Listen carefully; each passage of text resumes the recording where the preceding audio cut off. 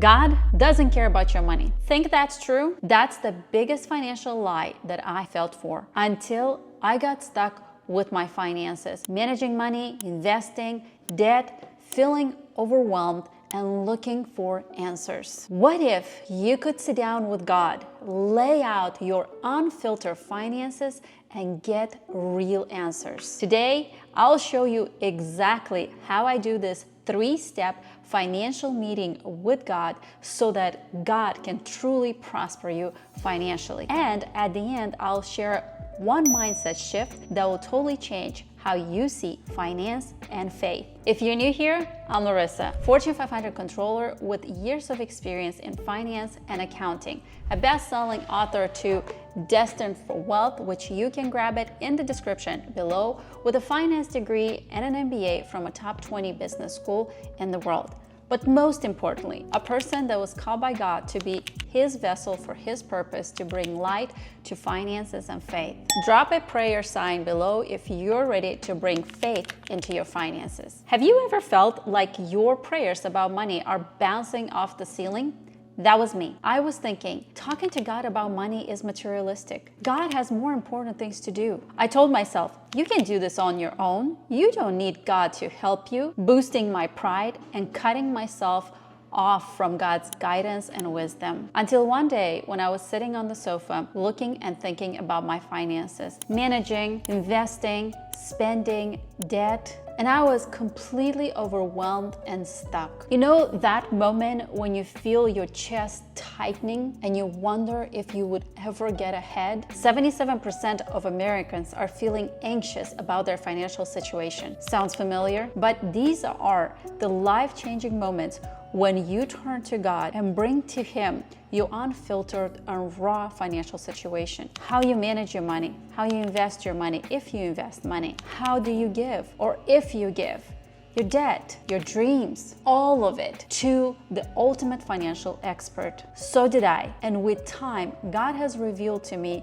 how to do this right so that I can hear His voice and bring Him in my finances and in all areas of my life. So how do you actually have a financial meeting with God? This isn't about praying for a lottery win. It's not about chanting a magic prayer or waiting for a lightning bolt of wisdom. It's a deliberate, honest, and faith-filled process that I have broken down into 3 steps: prepare, present, and pursue. Each step has a life-changing truth to anchor you, plus one mindset shift that I'll cover at the end, and it will flip how you see money forever. Ready to meet God at the financial table? Step number 1, prepare. Surrender your soul, know your goal. Before you sit down with God, you need to prepare your heart and your numbers. This means getting honest with yourself. Grab a pen and list everything: your income, your revenue, your spending, your debt, your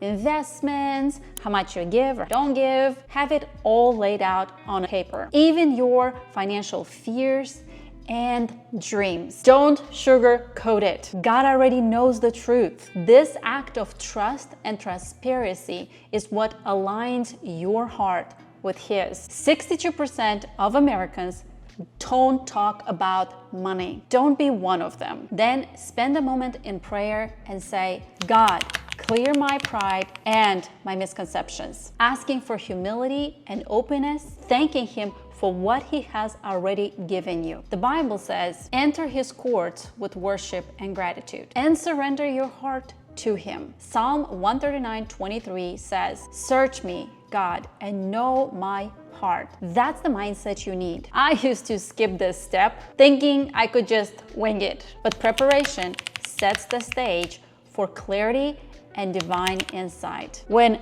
I laid it all out, I felt God's peace coming in, which was setting the stage for the breakthroughs. You might be thinking, Larissa, this sounds intense. Can I just pray and move on? I hear you. I thought that too. But let me ask you this. If you were to meet with a CFO, would you go without any numbers, no plan, just vibes? Probably not. God is the ultimate CFO of your life, and He deserves even more respect. Comment below surrender if you're ready to get real. When I started preparing properly, I noticed God speaking to me through people, Bible, and other things around me. Even opened the door to make $55,000 with just one investment. Stick with me, because step number 2 is where you bring it to God, and that is present. You cannot steward what you're not willing to surrender. So pour out your pain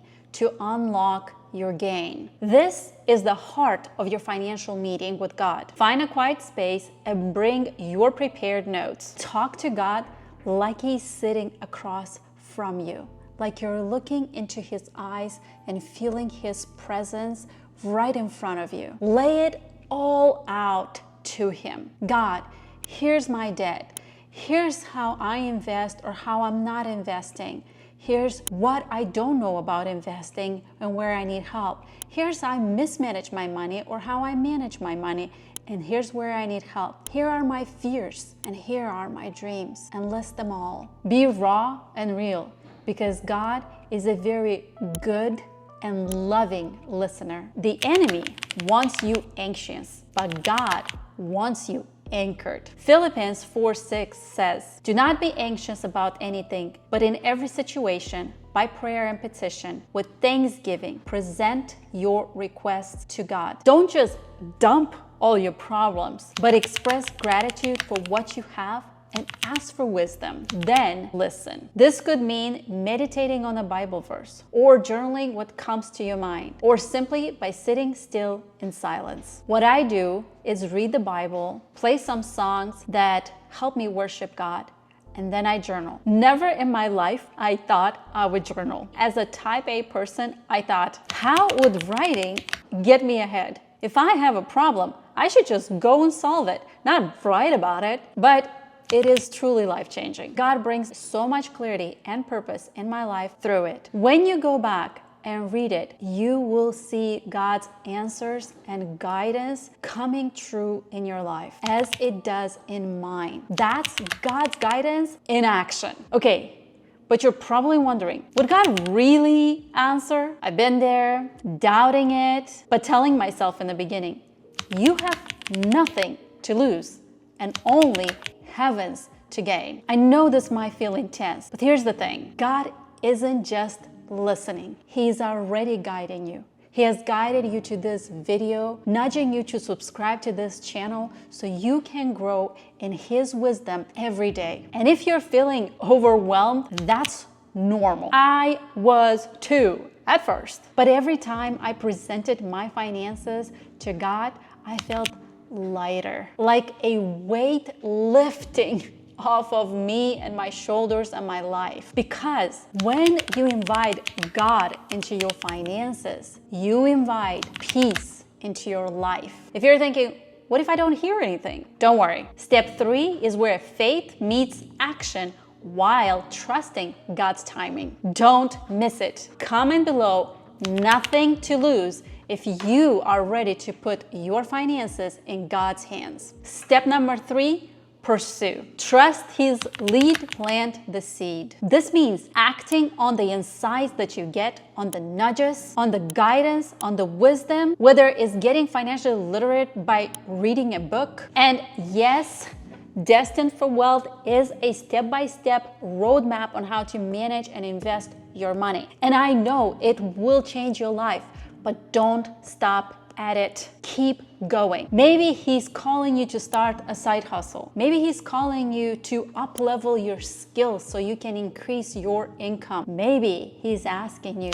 to give more generously. Proverbs 3:9 says, honor the Lord with your wealth. Pursuing isn't just discipline, it's faith in motion. After one of my meetings with God, I felt led to start a new income stream. And even though I failed 2 times at it before it took off, I continued listening to God and didn't let the enemy stop me or talk me out of it. Now that income has made me and is continue making me thousands of dollars. Keep the conversation with God ongoing. Check in, adjust, and seek His wisdom continuously, because this is not a sprint. It's a faith-fueled marathon. Don't let fear write your financial story.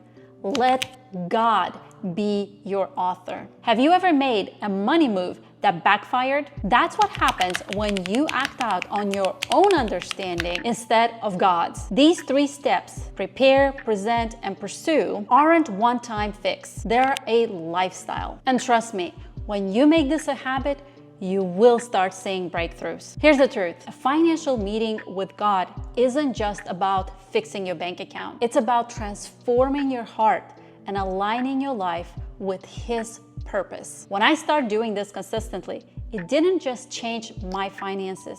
It changed every area of my life. I found peace. I stopped chasing money and started to chase God's plan for me. My finances became a tool for God's glory, not a chain around my neck. That's what I want for you. A life where your money serves your fate, not your fears. But there's one last thing. The mindset shift I promised. God funds what He favors. Align your finances with His purpose. Stop seeing money as your master and start seeing it as God's canvas. Imagine this. You're sitting at your desk, your financial plan in front of you, and you feel a sense of calm you have not felt in years. You're not surviving, you're thriving. Your savings are growing, your investments are flourishing, you're giving generously. You feel unshakable peace. Why?